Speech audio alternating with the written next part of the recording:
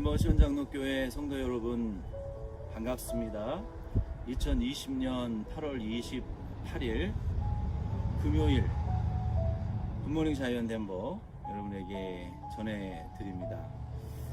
오늘은 저희 자녀들이 2주 전에 이제 온라인 수업을 다시 시작을 해서 이제 사무실, 컴퓨터 있는 사무실까지 이제 점령을 당했습니다. 그래서 오늘은 또 앞으로도 기회가 이제 있는 동안 바깥에 좋은 장소에서 여러분들에게 또 인사 드릴 수 있기를 바래요. 오늘은 우리 자이언 파크에서 나무 아래에서 여러분들에게 인사드리는 주로 좀 새롭고 좋습니다. 오늘은 이제 이사야 6장 말씀을 통해서 이사야가 하나님을 만나게 됩니다. 그리고 거기로부터 하나님을 만나는 경험으로부터 자기를 발견하게 되고 사명을 깨닫게 됩니다. 그리고 하나님의 영원히 존재하게 될 것, 하나님이 영원히 존재하게 될 것에 대한 그것을 알려주십니다. 오늘 이 말씀을 통해서 저와 여러분도 이러한 은혜를 하나님과 자신과 사명, 하나님의 뜻을 깨닫게 되는 은혜가 있기를 바랍니다. 먼저 1절로 4절 말씀에 보면요, 이사야가 이 우시야 왕의 참 끝이 좋지 않은 그 결말을 보면서 이사야가 하나님 앞에 이 나라의 큰 위기를 닥쳐서 하나님 앞에 기도했습니다. 이 우시야 왕이 죽던 때에 그 죽은 이유는 그가 하나님을 경외하고 하나님을 의뢰할 때에는 유다의 10번째 왕이었거든요. 그가 형통했고 하나님의 신기한 도우심으로 유명해졌고 또 하나님의 이름이 큰 영광을 받았었습니다. 그런데 그가 교만해지고 자기가 행할 수 없는 권한 밖의 제사장의 일을 행하려 하다가 하나님의 징계를 받고 문둥병에 걸려서 유다 남왕국 10대 왕이었거든요. 죽을 때까지 별궁에 거하다가 죽게 되었는데 이게 얼마나 큰 국가적으로 큰 위기였습니까?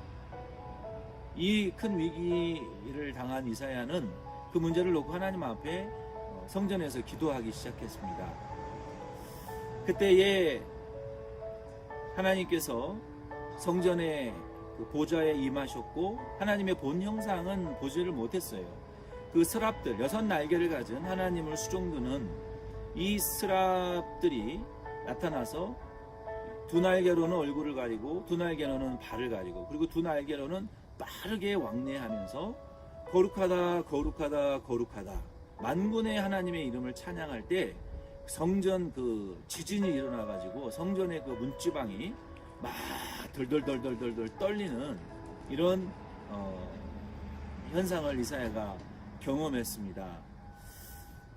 이 하나님을 만나는 경험을 이사야가 했을 때 이사야는 이 스랍들의 반응을 통해서 하나님의 이름을 통해서 그가 위로를 받게 됩니다.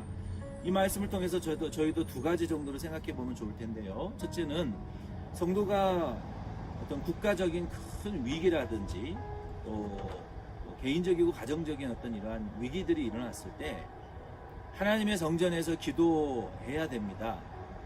그리고 이사야가 하나님을 만났을 때 기도 중에 이사야는 그 천사들의 반응을 창화하는 소리를 통해서 그리고 하나님을 만남으로 큰 위안을 받았습니다. 이 스랍들이 창화한 소리한 서로 마주쳐서 외친 그 하나님의 그 하나님은 거룩하다 거룩하다 거룩하다 만군의 여호와 하나님이라고 외쳤어요. 이 말씀은 어떤 영적인 위안을 우리에게 주십니까? 이사야는 나라의 국가적인 그 왕이 하나님의 징계를 받아 죽은 일이 큰일이죠. 그 일 때문에 너무너무 고민이 되고 충격을 받았습니다. 그래서 기도했어요. 기도하는 것은 당연한 것이고 꼭 해야 되는 것입니다. 그러나 그 문제의 해결은 하나님께서 지금 통치하고 계신다라는 그러한 확신을 이 서랍들의 반응을 통해서 우리가 받을 수 있어야 돼요.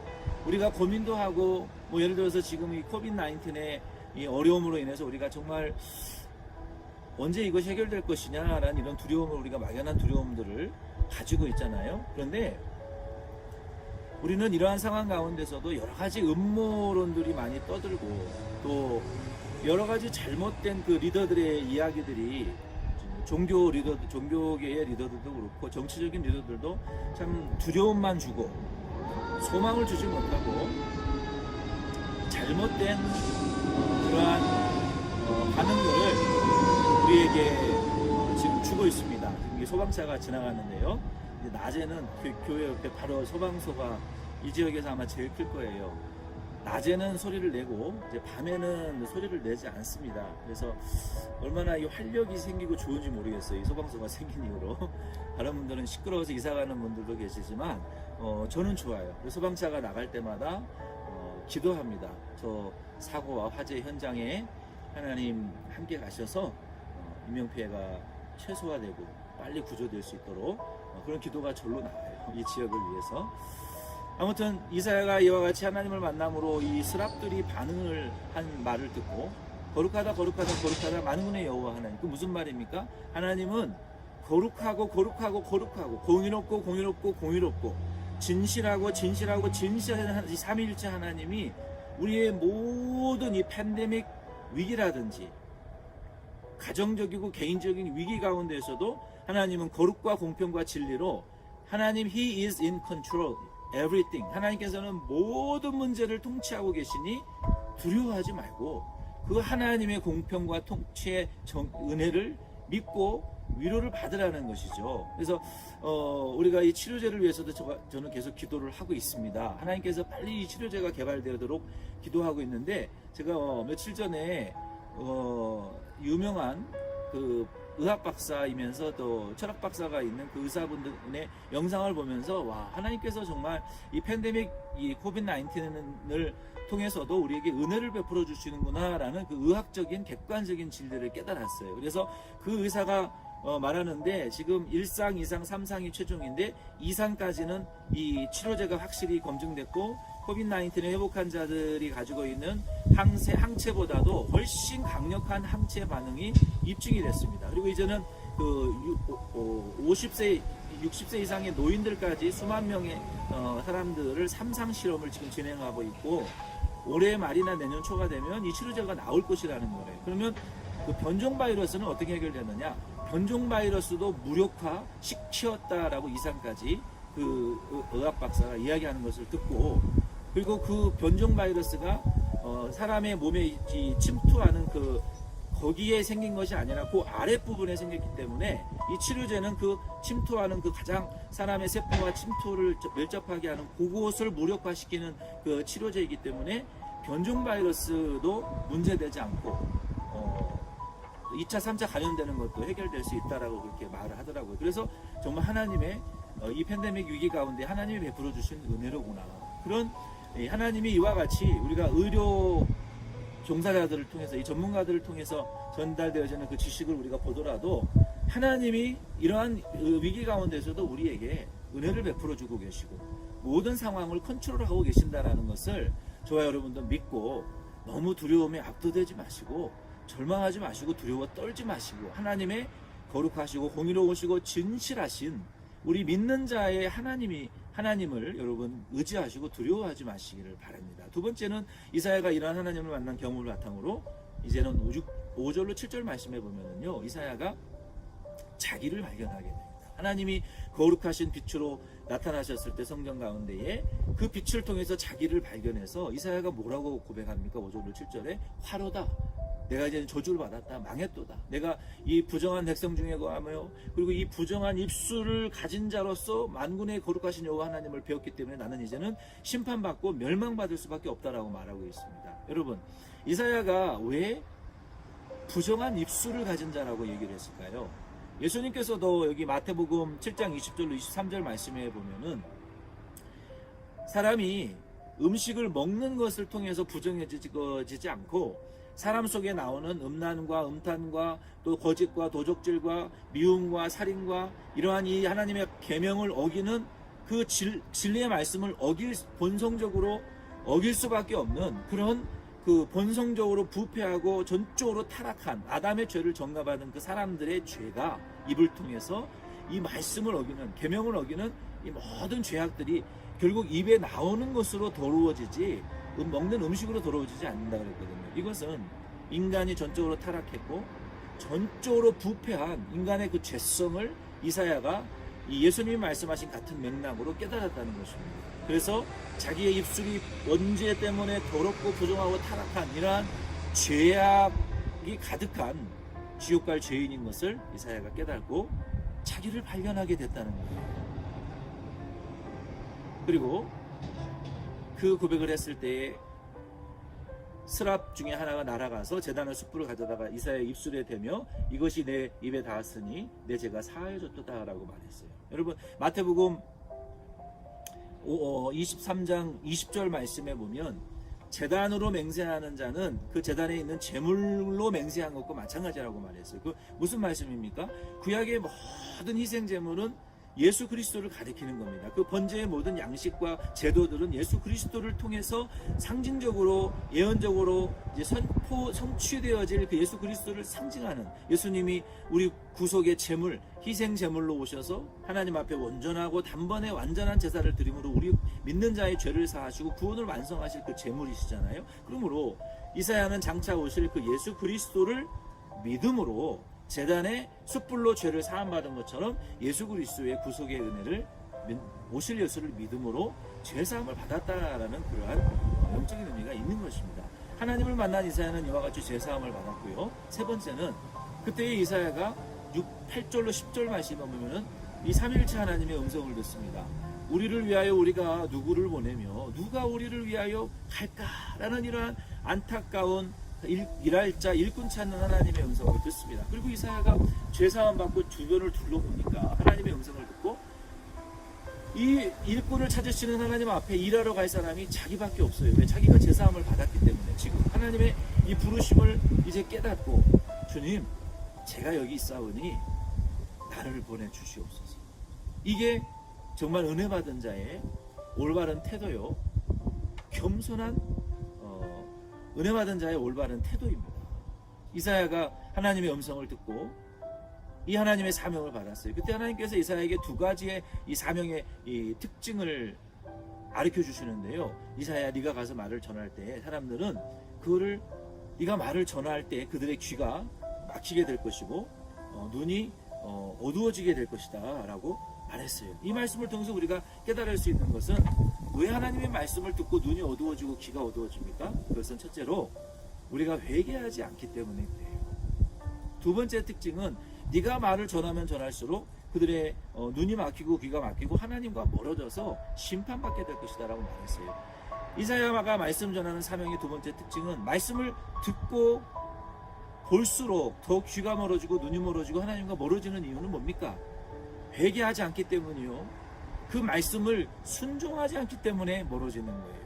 오늘날 교회 안에도 많은 예수님 믿는 분들 중에도 보면은 성경을 많이 알고 지식이 있고 참 봉사의 경험도 많이 있고 그렇습니다. 그런데 점점 이 행동하는 것들을 보면은 어떤 때에는 하나님과 멀어지는 행동들을 할 때가 많아요. 왜 그렇습니까? 하나님의 말씀을 회개하고 전하지 않고 회개하고 받지 않기 때문에 그렇습니다. 하나님의 말씀을 순종하지 않고 지식으로 듣고 판단하기 때문에 오히려 하나님과 더 멀어지고 말씀을 지식으로만 알고 하나님으로부터 더 멀어지는 이런 결과가 나오는 것입니다. 그러므로 좋아요 여러분도 오늘 이 말씀을 통해서 하나님의 말씀을 첫째도 회개하고 듣고 또 순종하고 듣는 실천하는 저와 여러분 되시기를 바랍니다. 그리고 마지막 11절로 13절 말씀에 보면 하나님의 심판은 분명하고 확실하고 피할 수 없겠지만 하나님의 거룩한 씨는 영원히 남아있게 될 것이다 라고 말했어요. 바벨론 군대를 일으켜서 하나님이 예루살렘을 멸망시키시고 유대를 심판하실 것이지만 유력한 자들은 다 포로로 잡혀갈 거예요. 그러나 10분의 1 정도 미력한 자들이 그루터기와 같이 예루살렘에 남아있을 것이지만 그들도 결국은 심판받을 것이고, 상수리 나무와 같이 강한 유력한 존재들도 심판을 피할 수 없다라고 말했어요. 그러나 하나님의 거룩한 씨는 영원히 존재하게 될 것이다 라고 말했습니다. 요한계시록 13장 17절로 13장 7절로 10절 말씀에도 보면 하나님께서 이 마지막 때의 심판으로 이 성도들이, 또 다니엘서에도 보면은 성도의 권세가 깨어지도록 큰 환난이 있을 것이라고 성경은 말했어요. 그러나 오늘 여기 이사야 6장 11절로 13절에 하나님의 거룩한 씨는 영원히 존재하게 될 것이다 라고 말씀하셨는데, 이것은 첫째, 중생한 성도의 영혼입니다. 그리고 우리가 하나님의 영감과 진리를 순종함으로 예수 그리스도의 형상과 인격을 닮은 그 거룩한 씨는, 거룩한 것은 영원히 없어지지 않을 것입니다. 그러므로 오늘 이 말씀을 통해서 저와 여러분은 하나님의 말씀을 들을 때 우리는 회개하고 순종함으로 하나님의 말씀을 대하고 또 듣고 순종하셔서 우리 안에 중생한 영이 그리스도의 형상을 닮아 날마다 의와 거룩과 진실함으로 우리가 자라나갈 수 있기를 바라고요. 우리는 여러 가지 어려운 문제가 있을 때마다 하나님 앞에 이사야처럼 기도하고 먼저는 하나님을 우리가 만날 수 있기를 바랍니다. 그리고 우리 자신의 죄를 깨달을 수 있기를 바라요. 그리고 우리의 사명을 깨닫고 하나님의 말씀이 우리에게 어떻게 이루어지게 될 것인가를 분명히 깨닫고, 오늘 하루도 여러분 이사야와 같은 사명을, 하나님을 만나 사명을 발견하시고 하나님의 진리를 순종해 나가시는 그런 저와 여러분 꼭 될 수 있기를 바랍니다. 기도드리겠습니다.